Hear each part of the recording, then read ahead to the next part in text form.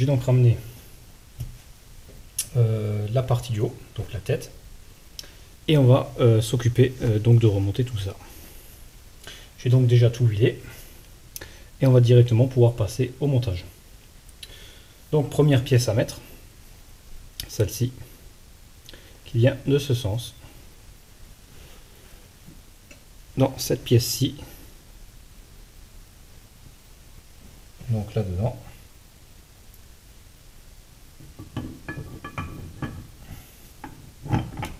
On aligne la clavette, condition de la voie. Hop.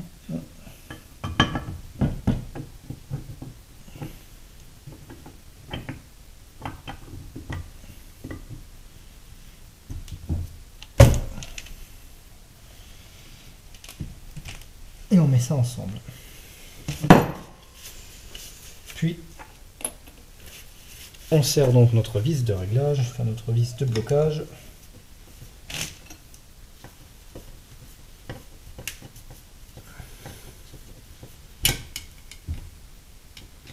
Qui vient bloquer définitivement notre pignon. Voilà, et ça tourne bien sûr très facilement et librement. Ensuite, on va mettre notre vis là-dedans, du bon sens, donc comme elle était montée avant, c'est-à-dire l'estampe numéro 4 gravé vers le côté pignon. Et on va mettre notre nouvelle butée puisqu'on a choisi de changer la butée à billes qui était légèrement piquée par la rouille. Et on va prendre la nouvelle butée SKF.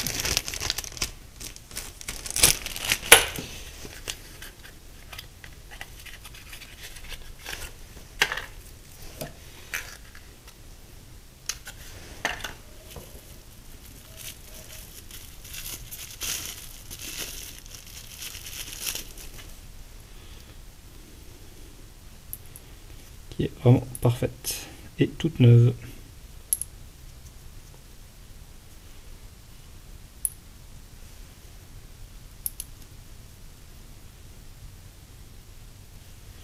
Alors qu'il n'est plus fabriqué en France, bien dommage. C'est fabriqué en République tchèque apparemment. Alors j'espère qu'on garde la qualité SKF quand même. C'est vrai que le Made in France était meilleur. Mais bon.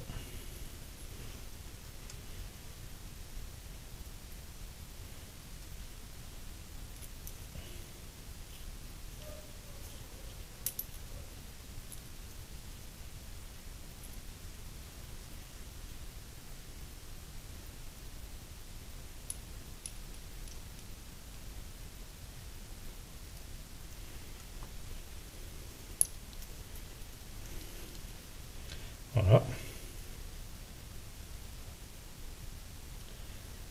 Et on va maintenant placer tout ça en même temps, ce qui va pas être évident.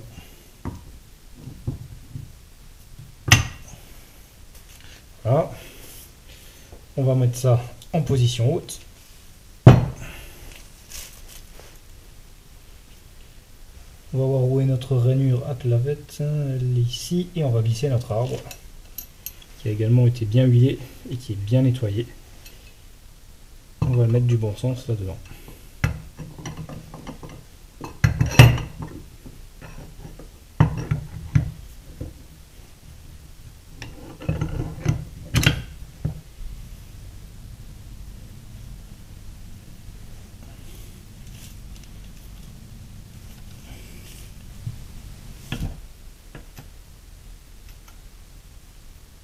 Ça y est.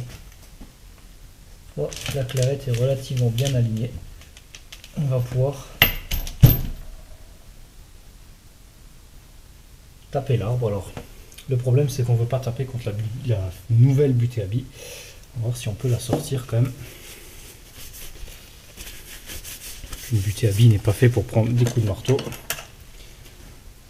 On va donc essayer de la sortir. Sauf qu'elle passera plus. Non, on ne peut pas la sortir puisqu'elle est déjà sur l'axe.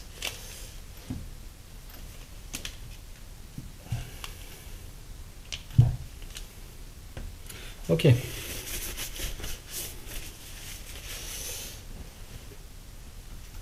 je vais chercher un petit marteau.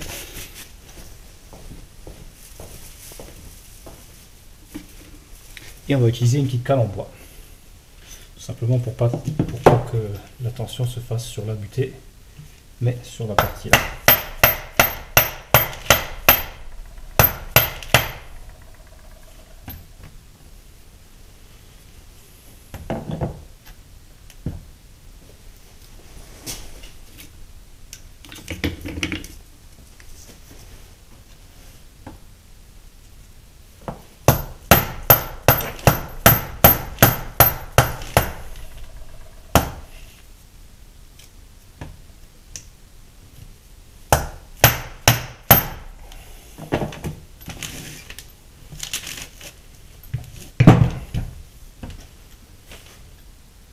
Voilà, donc la clavette est bien engagée, on peut y aller. Alors vous remarquez que je tape pas, que je cale pas au début du filet, hein, vu que c'est très fin, mais bel et bien au milieu ici, ce qui va éviter tout dommage.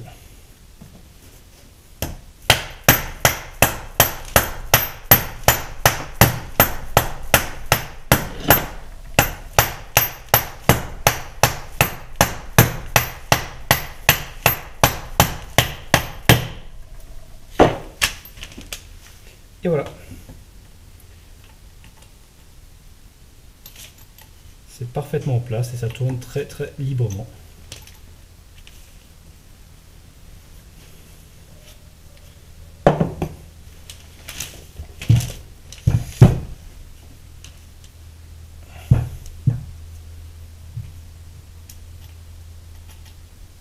Voilà, on est en butée au niveau de l'axe. On a le jeu à régler, donc avec notre deuxième butée qui viendra là. Et là ça tourne vraiment très très bien. Les deux parties sont libres. C'est impeccable. Ok. On va donc maintenant installer notre deuxième butée avec notre bague ici. Donc butée que je réutilise puisqu'elle est en parfait état. J'en ai une de réserve au cas où. J'ai commandé en même temps, mais on va monter celle-là puisque la qualité semble nettement meilleure. Donc en premier lieu, la butée qui vient au fond, puis en deuxième, notre bague.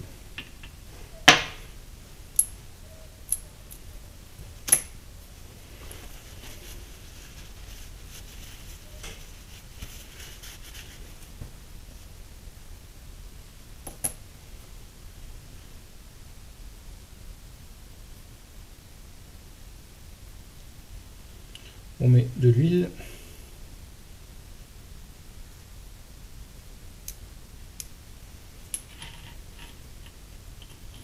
Puis on glisse ça là-dedans. Parfait. On fait la même chose sur la partie qui contient les billes.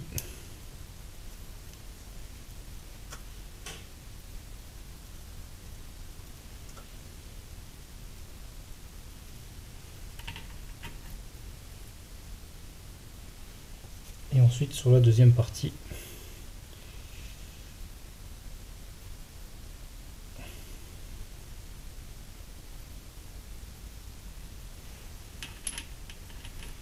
Qui vient ici. Puis on a notre pin qui fait office de clavette, qui vient simplement se presser là-dedans. Et notre pièce, notre bague de retenue.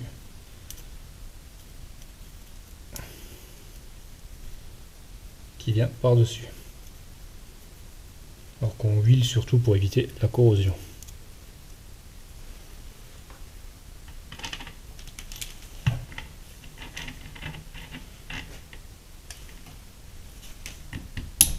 Parfait.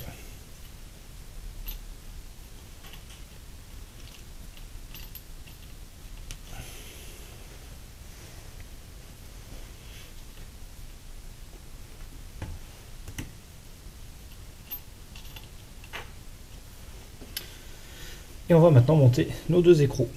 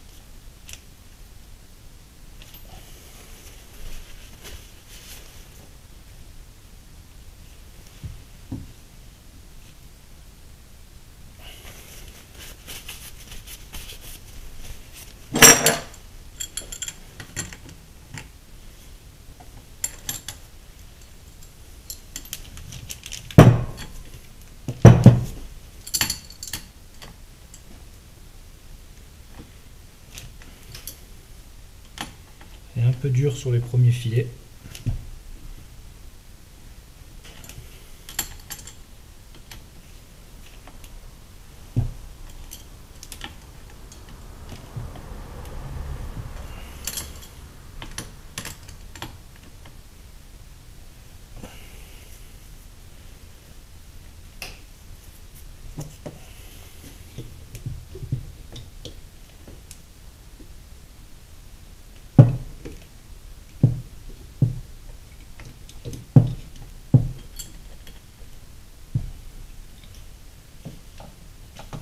Passer une petite colle.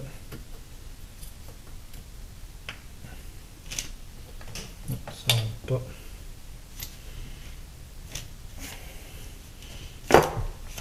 Bon, laissez-moi mettre ça.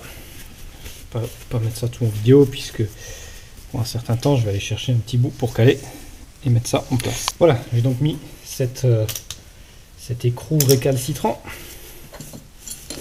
Il était juste un peu dur au début, il fallait juste bien tenir. J'ai ramené l'autre, le premier donc contre, pour enlever tout jeu, sans serrer, surtout pas serrer, on veut juste enlever le jeu, c'est tout, on ne veut pas écraser les butées. Et j'ai mis le deuxième en appui, que j'ai serré. Voilà. Ça se tourne très facilement, sans aucun point dur, dans les deux sens. Voilà. Donc c'est parfaitement propre. Et ça tourne très bien.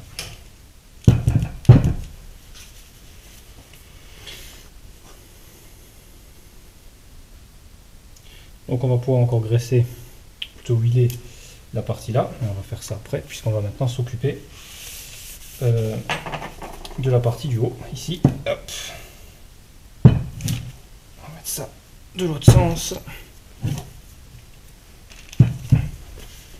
Et on va monter ici donc le blocage du disque divisé, tout simplement. On va mettre de l'huile là-dedans.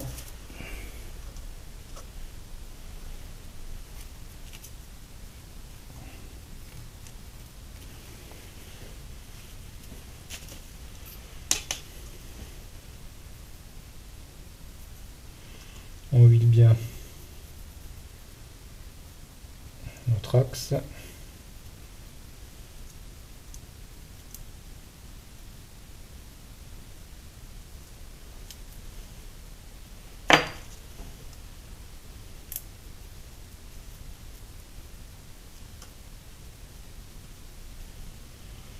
Un peu d'huile sur le ressort.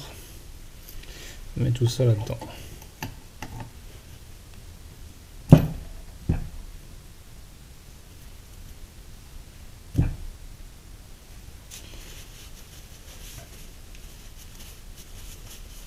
Et on va monter le petit bouton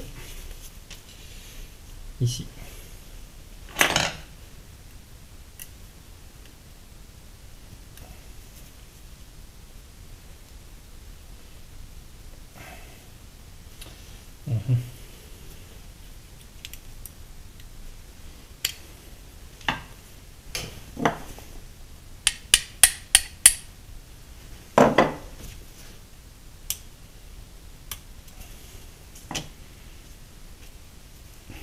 Voilà notre goupille conique, dont on va essayer de déterminer le sens en la poussant là-dedans.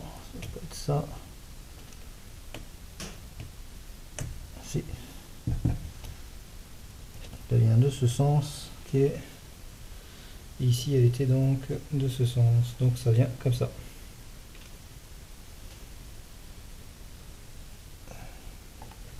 Et on va mettre un tout petit peu d'huile là-dedans. Et aussi sur la goupille. Alors celle-ci est vernie, nettoyée, et j'ai verni donc le bouton, ce qui évitera de rouiller.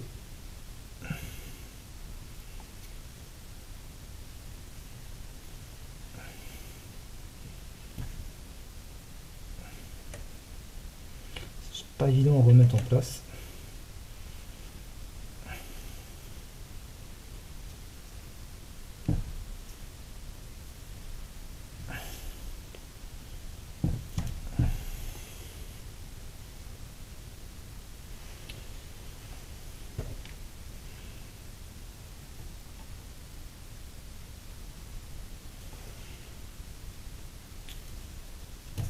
Alors ça,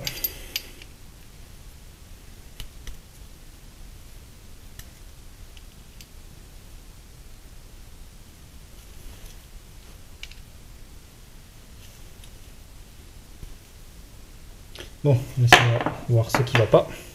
Je vous reprends après parce qu'il y a plein d'huile partout en plus. Et voilà. Donc j'ai juste passé un petit coup de lime sur l'axe qui avait quelques petites bavures, je pense. J'ai pas pu réallumer la caméra entre temps, donc puisque j'ai les mains pleines d'huile.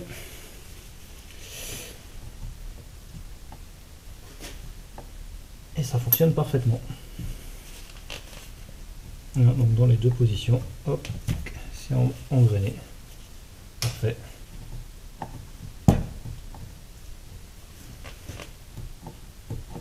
Juste légèrement taper le pin ici.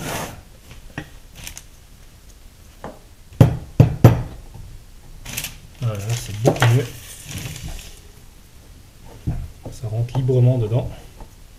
Position débrayée. Position embrayée sur le disque. Parfait. Voilà, globalement la partie là est montée. Et je vais pouvoir passer maintenant donc au renvoi d'angle. Donc la partie arrière qui est très simple à monter. Ok, donc laissez-moi enlever tout ça, préparer le renvoi d'angle et toutes les pièces qui vont avec, passer un coup d'huile et je vous reprends pour le montage. J'ai donc remonté la partie, j'ai fait hors caméra parce que c'était tellement vite monté, je veux dire, il y avait juste à passer cet axe dedans, mettre le pignon qui est au fond dedans, glisser dessus, aligner la clavette qui le maintient et mettre une goupille conique, c'est tout. Voilà. Donc ça a pris moins de temps que d'allumer la caméra, de régler l'angle de vue, que de faire que le temps de le faire. Donc rien de bien spécial, hein. Donc globalement, donc là ça tourne très très bien, ça tourne librement, c'est bien graissé, pas de jeu, c'est absolument parfait. Et bien voilà, on peut dire qu'on a assemblé tous nos sous-ensembles. Ça s'est relativement bien passé, mis à part pour le corps où il manque la rondelle. Bon, on peut pas dire que ça soit mal passé puisque ça n'a pas, je peux pas dire qu'il y a eu de problème particulier, mis à part le manque de cette rondelle. Je veux dire, il n'y a pas eu de difficulté ou de choses qui s'est cassées, de choses qui étaient mises à part. Si bon, c'est vrai que j'ai fait la réparation sur la base qui n'était pas prévue à l'origine, mais ça fait partie de la restauration. Donc comme on peut le voir, restaurer une machine, un diviseur comme ici, ou quoi que ce soit d'autre, va toujours engendrer quelques imprévus, hein, comme la bague qui manque, la petite fissure sur la base, des petites choses qu'il faut prendre en compte dans une restauration. On peut voir qu'il n'y a pas beaucoup de pièces sur un diviseur, c'est pas tellement complexe. Et pourtant, on a eu des surprises, donc la bague qui manque, déjà, c'est quand même pas rien. Et Voilà, ça fait partie de la restauration. Donc on peut s'imaginer sur une machine plus grosse, comme la fraiseuse ou le tour que j'ai déjà restauré, le nombre de choses qui peuvent vous rentrer en compte et vous faire perdre beaucoup de temps parce que c'est des imprévus, on n'a pas le matériel tout de suite, on voit ça, ah mince, il faut faire ça, on va commander le matériel, on va attendre 2-3 jours et ça va faire perdre du temps. Donc on n'a maintenant plus qu'à attendre l'arrivée de notre bague, de notre pièce en bronze brute, et on va faire notre rondelle, notre butée en bronze. Donc d'un côté c'est un peu embêtant que ça soit une pièce qui soit manquante, et d'un autre côté je me dis bon ben ça fait rajouter un peu de contenu à la vidéo, et ça va permettre de faire d'usiner une pièce en bronze, tout simplement, hein, de montrer l'usinage d'une butée en bronze. Alors quelques petites difficultés seront à présenter, à surmonter, on va dire, mais bon, c'est pas le problème, c'est surtout de montrer comment on va faire. Donc c'est une rondelle. Donc pour exemple, on peut voir une rondelle, voilà. C'est un exemple, bien sûr, elle sera beaucoup plus grande que celle-ci. Mais la particularité, c'est qu'une rondelle, c'est pas très épais. Donc c'est assez compliqué à travailler sur le tour. C'est assez délicat, on va dire, parce qu'on n'a pas beaucoup de prises pour la prendre, on peut pas tout faire en une fois, on doit faire plusieurs reprises dans le mandrin. Donc mon plan d'action, étant donné qu'elle sera livrée en galette, donc fermée, hein, pas d'alésage, rien du tout, on va la prendre dans le mandrin 3 morts, en inversant les morts, donc pour prendre par l'extérieur, ici. On va surfacer le premier côté. On va retourner la pièce pour prendre le côté surfacé contre le mandrin, surfacer le deuxième côté, ramener la bonne épaisseur en même temps, ce qui va nous donner deux surfaces bien parallèles. Puis on va percer et aliser l'alésage à la bonne taille. Et une fois que c'est fait, on va prendre, on va rechanger les morts de position et on va prendre par l'intérieur, donc par l'alésage qui sera assez grand. On va prendre par l'intérieur en mettant des protections pour pas abîmer l'alésage, et on va faire à ce moment-là seulement l'extérieur. Voilà.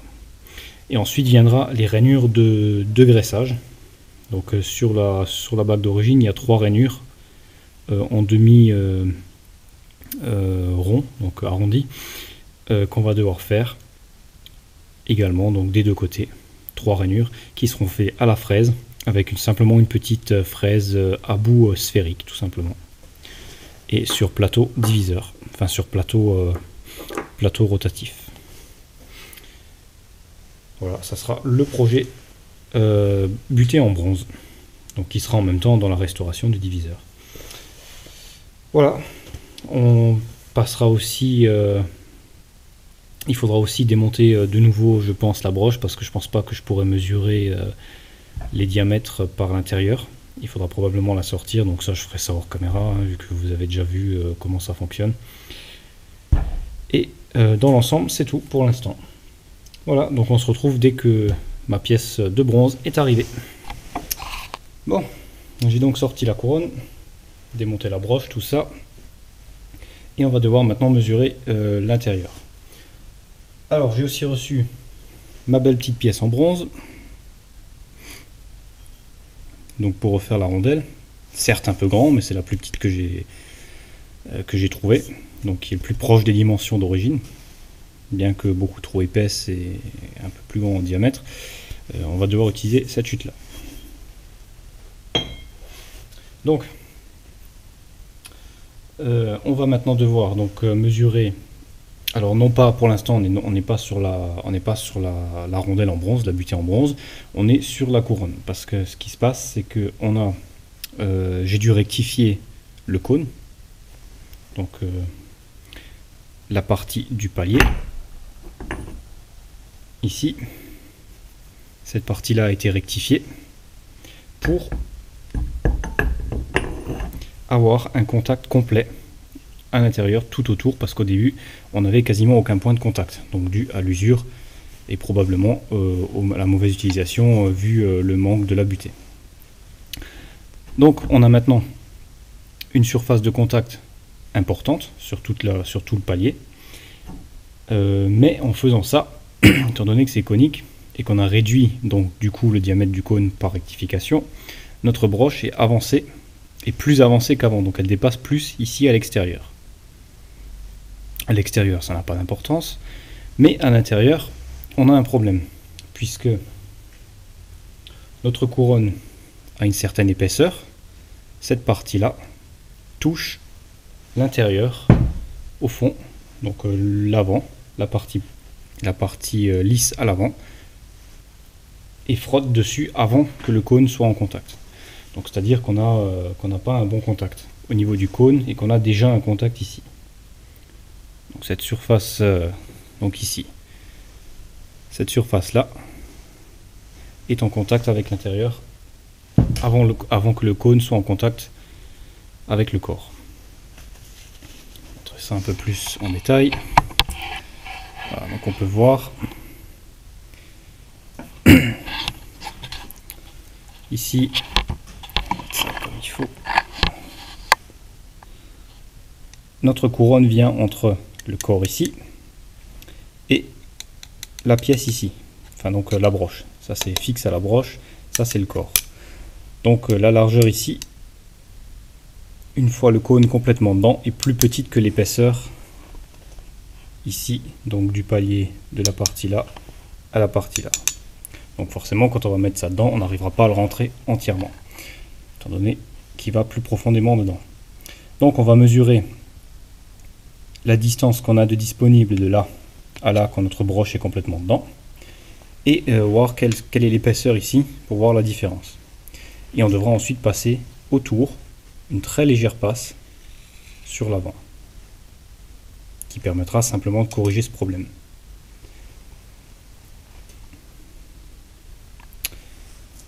Enfin la passe, on va plutôt la faire sur l'arrière, puisqu'on veut pas modifier l'emplacement de la couronne. La couronne doit rester au même endroit pour être en face donc pour être en face de la vis sans fin. Voilà, donc plusieurs techniques de mesure sont possibles. On va en montrer deux. Alors ici on peut pas passer un pied à coulisse. On peut pas non plus passer un micromètre standard 3 points. On peut par contre passer un micromètre 2 points. Et c'est ce qu'on va faire.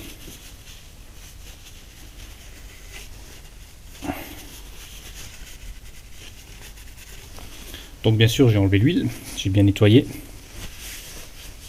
Enlever tous les... Vérifier qu'il n'y a pas de grains ni quoi que ce soit pour avoir une mesure précise. Et on va utiliser ce type de micromètre là. Donc micromètre Technica à visualisation optique. Alors qu'est-ce que c'est? C'est simplement un micromètre d'intérieur à 2 points de touche qui fonctionne comme nos jauges télescopiques. On va venir dedans, glisser en biais. Et on a ici, je pense pas qu'on le verra à la caméra, mais on peut voir là-dedans, on a une échelle graduée au fond. Donc on met à la lumière, on regarde dedans, on a en très gros, on voit en très gros une échelle graduée type vernier d'un pied à coulisse qui va nous permettre de lire la mesure. Et tout ça à 5 microns de résolution. Donc c'est très précis et vraiment très efficace. Donc c'est des super micromètres, j'aime beaucoup les utiliser. Donc on va au préalable. Donc ici c'est la touche qui sort, donc on voit quand on la pousse dedans, elle reste dedans, donc elle prend la mesure. Pour la sortir, on appuie sur le bouton. Voilà, donc uniquement quand on a pris notre mesure. Donc on va le rentrer déjà un petit peu dedans pour pouvoir prendre notre mesure. On va se mettre entre les deux surfaces. Et on va surtout, donc comme je l'ai montré, on mesure entre les deux surfaces, hein, et on va surtout bien aligner avec l'axe de la broche les deux points de contact, donc celui qui est là et celui qui est de l'autre côté. Donc visuellement, hein, tout en gardant une petite tension sur la broche, on ne veut pas trop l'appuyer. On se repère à l'arrière, on rentre dedans, et on fait notre mouvement, et on sort. Puis ensuite on fait la lecture. Alors, on est ici environ à 46, 42, 60, donc 42 mm, 6 dixièmes, et on est environ, on peut arrondir à 6 centièmes. Voilà, donc 42,66 mm. On peut reprendre une mesure, parce qu'il est facile de fausser la mesure si on est légèrement au biais, puisque c'est fait pour mesurer un alésage à l'origine. On s'aligne et on mesure.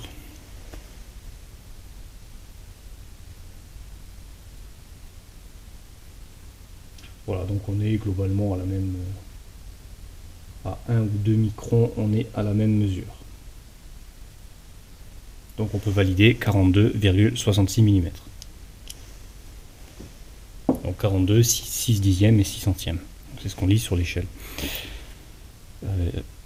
Donc, cette mesure étant faite, on va pouvoir mesurer. Donc, je vous fais juste un petit aperçu encore par le haut. C'est pas évident de tenir la caméra en même temps, mais on va essayer. Donc on prend ici, on s'aligne bien. Et on va jusqu'au maximum, et voilà, notre mesure est faite. On va refaire, pour valider, la même chose avec la jauge télescopique, qu'on connaît, qu'on a déjà vu dans une précédente vidéo, qui est le même principe. Exactement pareil. On aligne, on serre légèrement.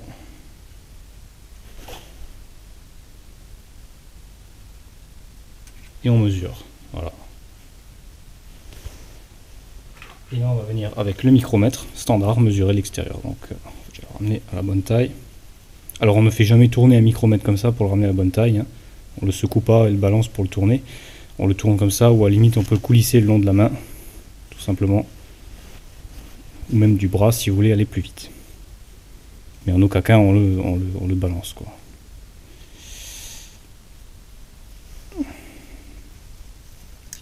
Voilà, et on vient toucher.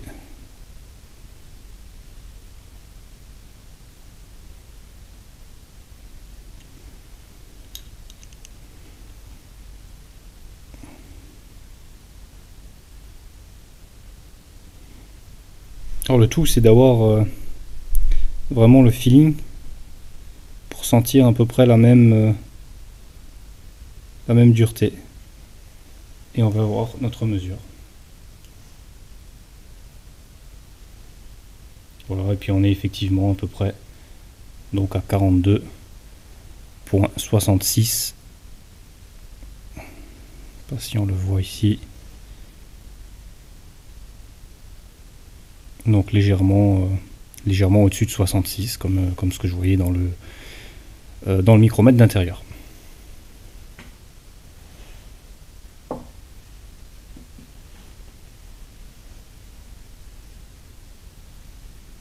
Donc, on a maintenant notre mesure.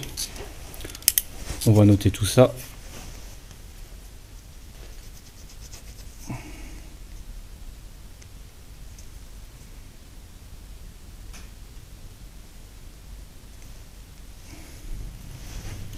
Voilà.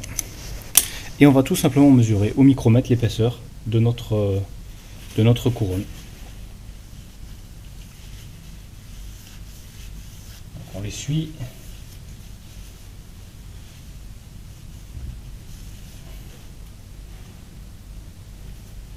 Et je vais essayer de vous montrer ça.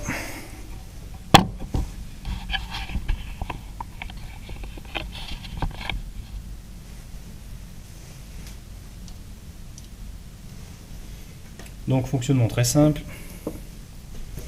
On met notre micromètre dans l'alésage.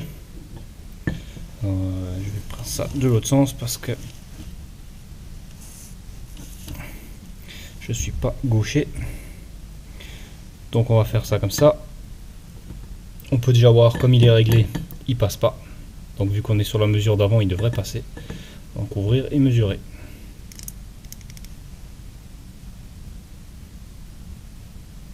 Alors très important, avec le micromètre, on ne force pas. On ne force surtout pas le tambour. On le ramène seulement très légèrement contre. En bougeant un peu pour enlever tout le jeu. Et on a ici la petite molette de réglage qui va exercer une très faible pression. Puis on sort le micromètre et on lit notre mesure.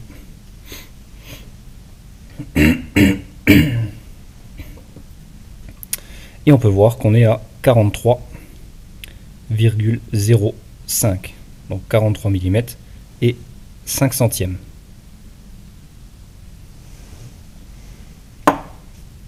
Donc ici on va pas travailler au micron, hein. Bien sûr on pourrait dire qu'il y a un petit micron de plus ou de moins, ok, mais ici ça n'a aucune importance de travailler au micron vu qu'on peut avoir du jeu, on veut même avoir du jeu pour laisser passer l'huile, donc il faut laisser un petit peu de jeu. Donc 43,05 qui est notre épaisseur de la couronne en bronze, donc au niveau du palier. Donc qu'est-ce qu'on peut voir? On peut voir qu'on a une différence de 42,6 à 43. Donc on a 0,45 mm, donc 4 dixièmes et 5 centièmes de différence. Donc elle est 4 dixièmes et demi plus épaisse que ce qu'on peut mettre. Voilà, donc il faudra enlever. En gros, on va enlever à peu près, donc en un dixième, on va enlever 5 dixièmes pour avoir 5 centièmes de jeu, tout simplement. Alors on va y aller très délicatement, bien sûr, puisque comme on le dit, je ne veux pas modifier l'emplacement de la couronne par rapport à la vis sans fin. Donc il faut vraiment faire très attention à ce qu'on fait. Parce que si on enlève de ce côté-là, notre couronne va venir donc plus loin dedans par rapport à la surface du haut, on va la décaler de 5 centièmes. Et elle va plus être tout à fait en face de notre vis sans fin, ce qui peut poser effectivement un gros problème. Et là du coup on serait beaucoup plus embêté. Donc on va mettre notre couronne en bronze pour y enlever la surépaisseur, donc qui est après vérification et ajustement de 0,35 mm. Alors entre ce moment de la vidéo et le moment précédent, il s'est passé presque un mois puisque j'ai fait le changement déroulement de broche sur le tour et j'ai fait une peinture interne, donc une peinture spéciale intérieure Carter qui a dû sécher pendant 2 semaines, plus tout le reste autour et toutes les vérifications, donc ça a rapidement pris un mois. Voilà, donc maintenant on est prêt pour la suite. On a donc mis les morts réversibles de l'autre sens pour pouvoir prendre un diamètre extérieur. On vérifie que c'est relativement propre sur les surfaces d'appui. Alors, petit pinceau intéressant pour enlever les copeaux, c'est un pinceau avec filament en nylon, plus épais et donc beaucoup plus facile à nettoyer. Comme on peut voir, ça ne reste pas accroché dedans les copeaux comme les pinceaux standards qui ont tendance à emmêler les copeaux. Celui-ci est très simple à nettoyer et beaucoup plus efficace.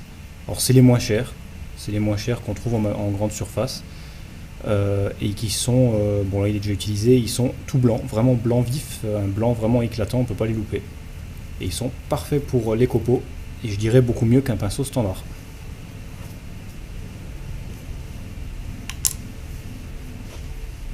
Donc pour prendre notre couronne, on ne veut pas l'abîmer bien sûr. J'ai fait des petites protections en laiton, dans une feuille de laiton de 0,4 mm, très simple, vite fait, hein, donc coupé, plié, qui va permettre de protéger. Donc des petits mordoches.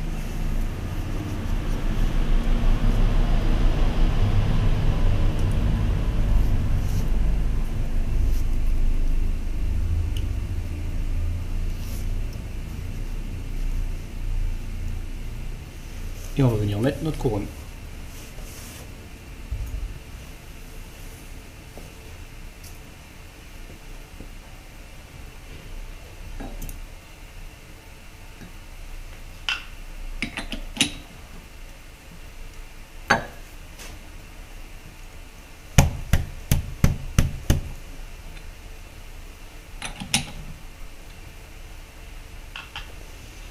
Alors on va vérifier l'appui.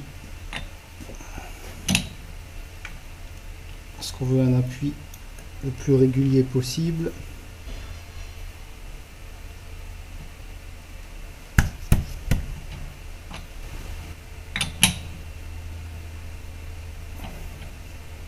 Parfait. Donc on va enlever sur cette surface là. On va passer un peu de marqueur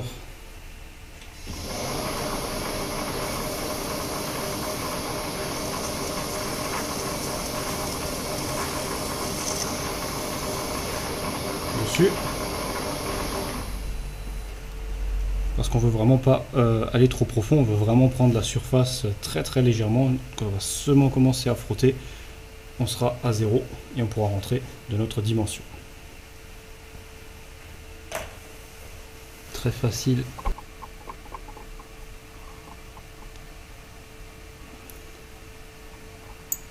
Voilà, donc là on touche vraiment à peine. Voilà, c'est parfait. Et on met à 0 notre visu ou nos vernis. Dans ce cas-là, il n'y a pas de vernis sur longitudinal, donc pas un problème. Donc, ici c'est un diamètre d'environ 100 mm, un peu plus. Ce qui nous importe, c'est pas le... Ça a beau tourner, on n'a pas besoin que ça tourne spécialement rond. Ce qu'on veut, c'est que ça soit pas voilé, donc pour faire une surface bien, parallèle à l'autre derrière.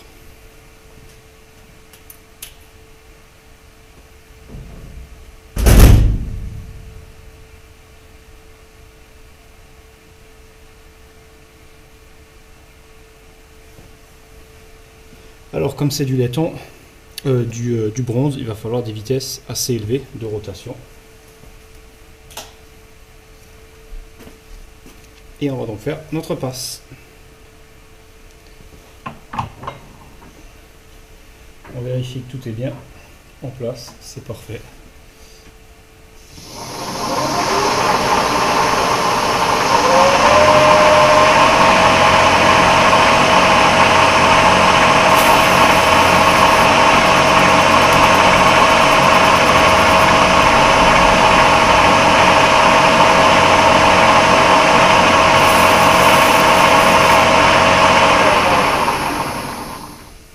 J'ai oublié de passer un chiffon parce que les copeaux de bronze sont relativement fins et se mettent partout. Alors autant éviter de les avoir partout si on peut l'éviter.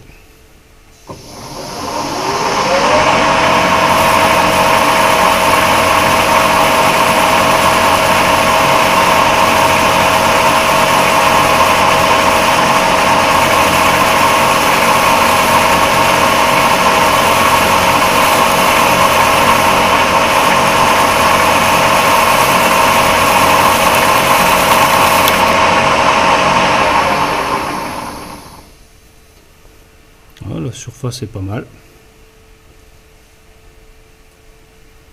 On a donc fait une passe de 1/10, donc pour vérifier, hein, c'est pas mal du tout.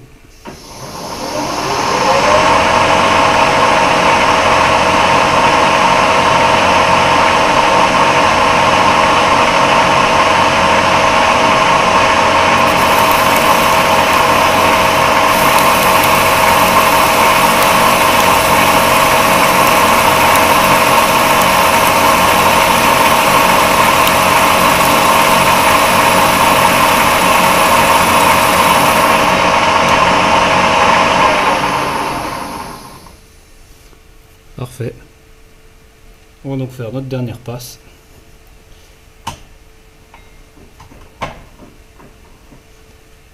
De 5 centièmes. Donc on prend la passe. Et on sera au 0,35. Voilà.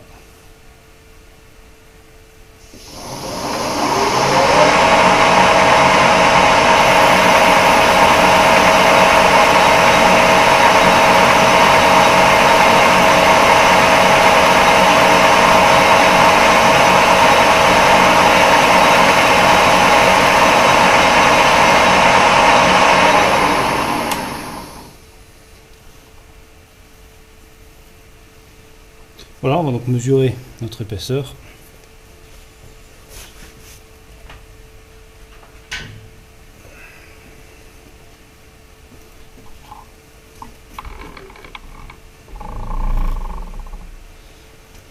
le micromètre.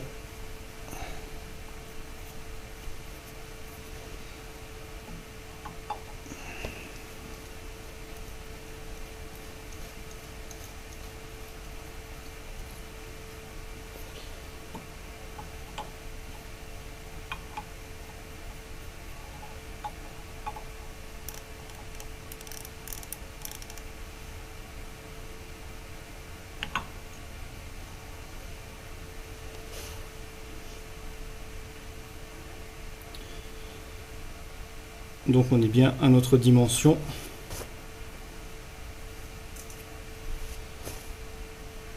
À notre dimension qui n'est pas la dimension finale. Donc j'ai enlevé 0,35 comme prévu. Et on va faire maintenant la dernière passe. Donc 0,35 pour la vérification. Et on va enlever un tout petit chouïa en plus pour être sûr d'avoir suffisamment de jeu.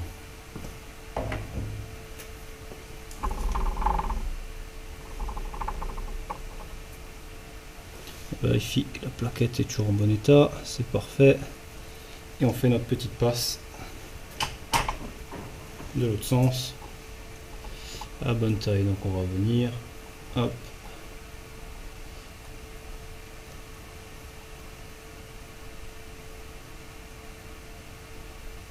On va s'ajuster comme il faut et on bloque bien sûr le traînard pour éviter tout mouvement. Voilà.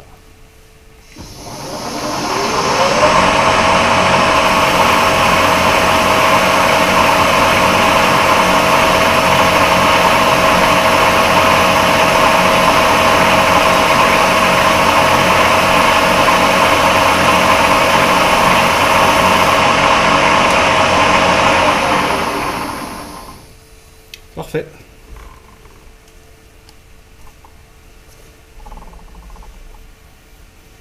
Très bon fini, c'est propre, impeccable.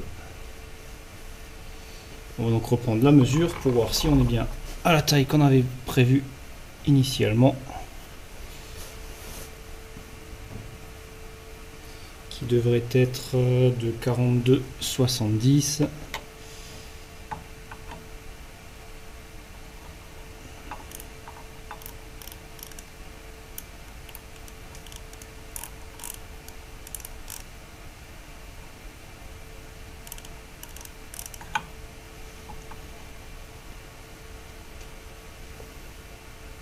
Et on peut voir qu'on est parfaitement à nos 42,70.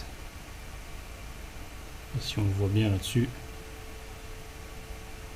on a exactement la taille qu'on avait voulu. Voilà, cette opération est déjà terminée. On va passer un petit coup de lime pour casser le bord et on y est.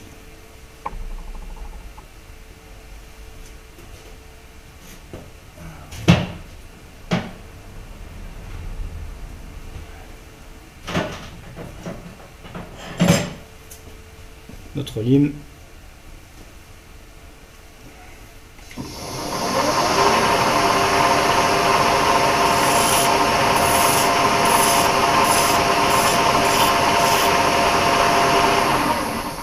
Très léger, hein, et c'est absolument parfait. Alors on a pu remarquer certaines choses avec le bronze. Les copeaux, c'est des petits copeaux très chiants qui volent partout. J'utilise donc un bout de tissu, vous pouvez mettre ce que vous voulez, un bout de journal aussi qui peut être aussi avantageux au cas où il s'en mêle avec, c'est du papier. Ça sera pas plus mal.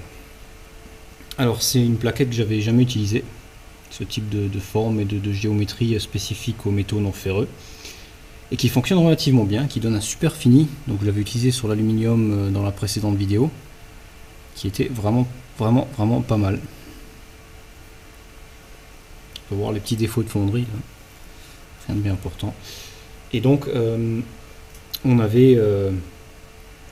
j'avais une autre géométrie de plaquette qui donnait un bon résultat mais avec un fini moyen. Alors le seul inconvénient de cette plaquette que j'ai pu remarquer, c'est qu'elle a tendance à cracher les copeaux vers l'opérateur, ce qui n'était pas le cas de l'autre, et qui a donc tendance à en mettre un peu plus partout. Mais bon, disons que c'est déjà pas mal du tout. Voilà, je vais donc sortir la couronne et la replacer là-bas. Et on va pouvoir passer à la fabrication la fameuse butée en bronze.